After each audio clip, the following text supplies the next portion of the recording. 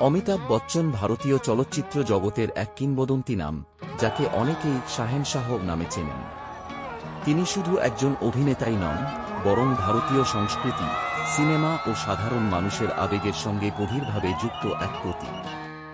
1942 সালের 11 অক্টোবর উত্তর প্রদেশের এলাহাবাদে তিনি জন্মগ্রহণ করেন।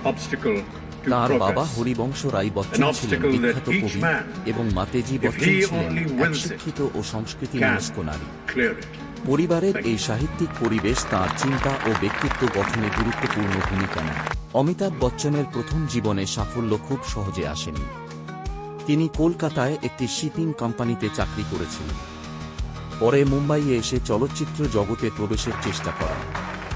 শুরুতে তাকে বহুবার প্রত্যাখ্যান করা হয়, কারণ তাঁর লম্বা গড়ন, কণ্ঠস্বর এবং সাধারণ চেহারা সেই সময়ের নায়ক চরিত্রের সঙ্গে মিলত না।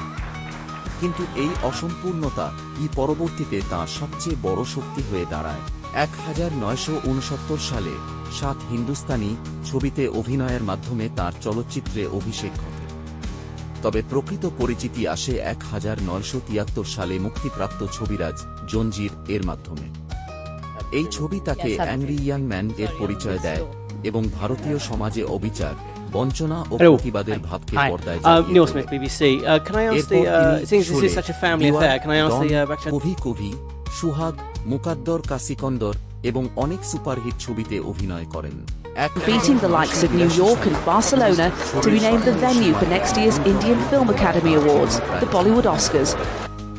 সেই সময় সারা দেশ তাঁর সুস্থতার জন্য প্রার্থনা করে। সুস্থ হয়ে ফেরার পর তিনি আবার সিনেমায় নতুন উদ্যমে কাজ শুরু করেন। জীবনের এই কঠিন অধ্যায় তাঁকে আরও দৃঢ় করে তোলে।